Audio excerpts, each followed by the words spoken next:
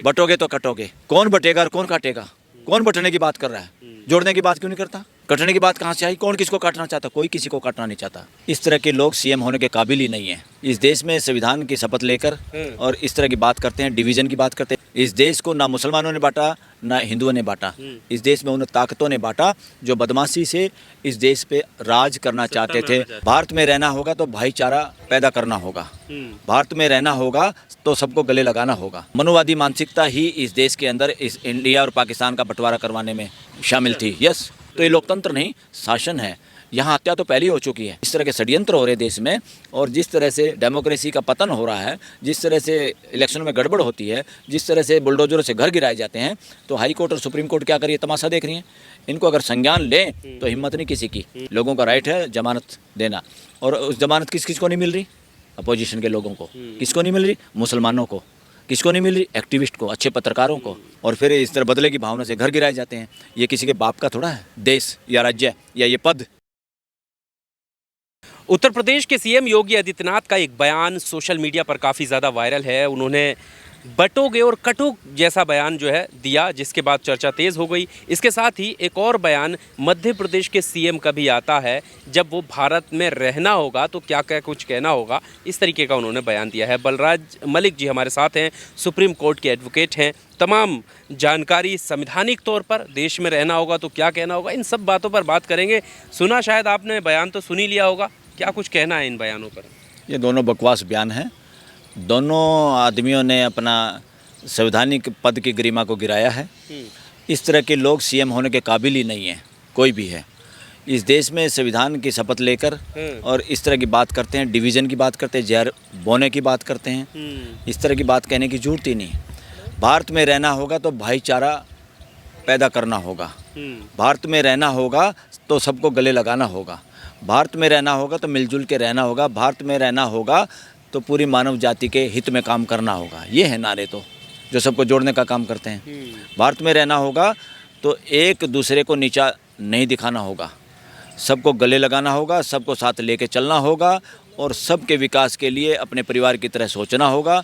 140 करोड़ लोगों को भी, भारत के लोगों को भी, पूरे विश्व के कल्याण के लिए, 800 करोड़ लोगों के लिए और धरती के लिए, पर्यावरण के लिए, जल जंगल ज़मीन के लिए बोलना होगा।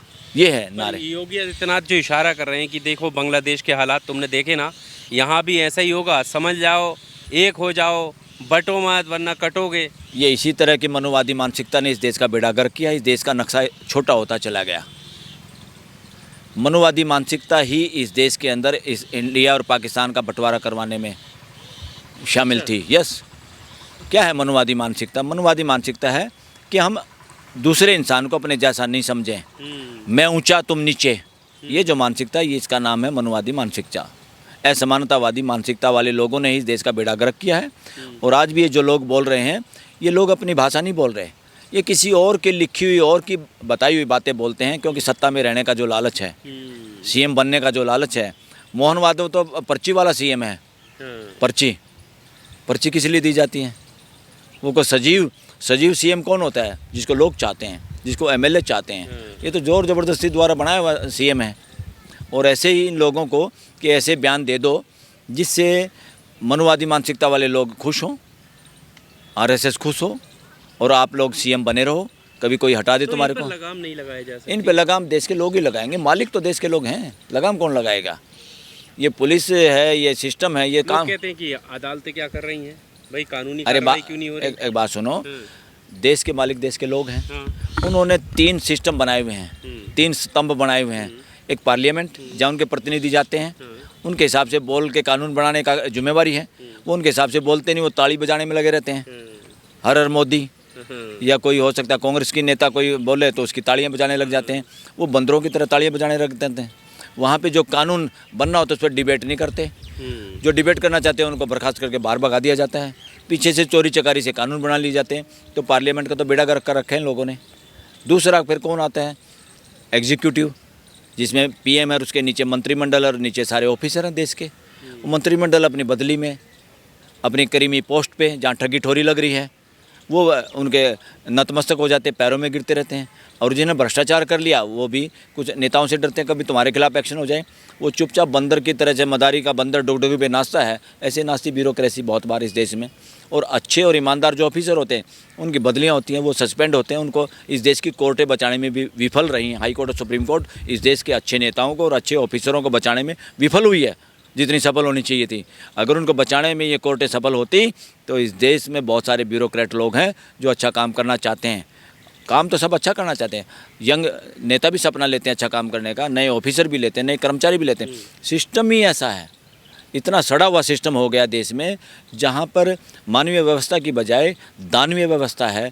हर जगह लोगों को ऑफिस में जाके लगता है जैसे मेरा नहीं, जैसे मैं विदेशी हूँ। और ऑफिस में जो बैठे हुए उनका बर्ताव कितना घटिया होता, कितना घटिया बर्ताव अफसरों का होता है, कितना घटिया बर्ताव पुलिस का होता है बहुत बार लोगों के साथ। लोग थाने तक में नहीं जाना चाहते। जो लोगों की मदद के लिए बनाए उन्हीं से लोगों को डर लगता है। तो ये लोकतंत्र नहीं, शासन है। यहाँ हत्या तो पहले ही हो चुकी है।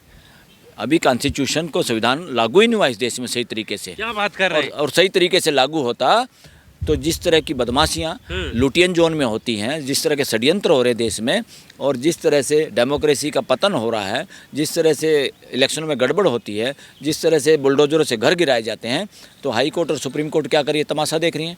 इनको अगर संज्ञान लें तो हिम्मत नहीं किसी की।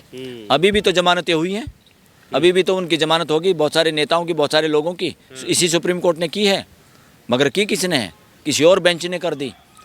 कुछ बेंच ऐसे थे जो जमानत ही नहीं मिल रही थी लोगों को, बार बार डिसमिस, जाओ हाई कोर्ट से डिस्ट्रिक्ट कोर्ट जाओ, डिस्ट्रिक्ट हाई कोर्ट जाओ, फिर सुप्रीम कोर्ट, फिर वापस चले जाओ।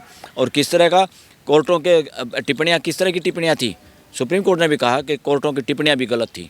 लोगों का राइट है जमानत देना, और उस जमानत किस को नहीं मिल रही? अपोजिशन के लोगों को। किसको नहीं मिल रही? मुसलमानों को। किसको नहीं मिल रही? एक्टिविस्ट को, अच्छे पत्रकारों को, जो सही बोलना चाहते हैं। इसलिए देश सब समझ रहा है।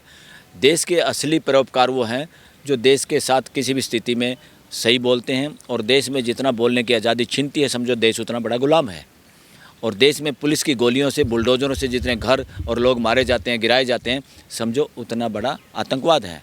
और आतंकवादी जनता नहीं होती। इस देश का कोई भी बच्चा ना आतंकवादी है ना नक्सलवादी है। सब लोग अच्छा इस देश को आगे बढ़ाना चाहते हैं, मिलजुल के रहना चाहते हैं और भागीदारी चाहते हैं। आवाज़ ही नहीं सुनी जाती लोगों की। जब आवाज़ नहीं सुनी जाती, जब लोग प्रदर्शन करते हैं तो बहाना बनाते हैं, इन्होंने पत्थर फेंक दिया, इन्होंने कर दिया। फिर आप कहते हो आप काम करते नहीं लोगों का, और लोग आक्रोश में आके लास्ट में क्या करते हैं? उसमें से कुछ भीड़ में हो सकता है सिस्टम अपने लोग घुसा देती हो, पथराव कर दिया या कोई गोली चला दी, उस बहाने से लोग मारे जाते हैं। और फिर इस तरह बदले की भावना से घर गिराए जाते हैं। ये किसी के बाप का थोड़ा है देश या राज्य या ये पद, ये कोर्टें किसी के बाप की नहीं है। ये देश के लोग मालिक हैं। जब देश के तीनों स्तंभ खराब हो जाएं, उनमें डिमक लग जाए, तो देश के लोगों को ही करना होता है। सोच समझ के, मिलजुल के परिवर्तन करना होता है। तो देश के लोग ही मालिक हैं। और देश ऐसे सारे नेताओं को, जो नेता इस देश में इस तरह की बात करता है, या तो क्या रहा, इकट्ठे रहो या कटो, क्या कहा? बटोगे तो कटोगे। बटोगे तो कटोगे। कौन बटेगा और कौन काटेगा? कौन बटने की बात कर रहा है? जोड़ने की बात क्यों नहीं करता? कटने की बात कहाँ से आई? कौन किसको काटना चाहता? कोई किसी को काटना नहीं चाहता। इस देश का इतिहास, बांग्लादेश का हवाला दिया, इंडिया और पाकिस्तान नहीं, बांग्लादेश में क्या, बांग्लादेश की परिस्थिति अपना उदाहरण दो ना। ऐसे ही होता था। हाँ, बटते थे, आपस में सवाल करते थे, हाँ, एक हो जाओ वरना। हाँ, ये सारे के सारे इस देश को किसने बांटा है? इस देश को ना मुसलमानों ने बांटा ना हिंदुओं ने बांटा। इस देश में उन ताकतों ने बांटा जो बदमाशी से इस देश पे राज करना चाहते थे, जो पूंजी पे भी कब्जा और शासन पे भी कब्जा। ये उन बदमाश मानसिकता ने इस देश का डिवीज़न किया। इस देश के डिवीज़न में आम ना मुसलमान ना हिंदू ना कोई भी वो नहीं है। हिंदू मेजॉरिटी जो हिंदू है इस तरह की ड्रामेबाजी और मनुवाद को पसंद नहीं करती। हिंदू मेजॉरिटी जो लोग हैं वो मनुवाद के खिलाफ हैं। मनुवादी बहुत थोड़े लोग हैं, उन्होंने सारे देश को उलझाया हुआ है।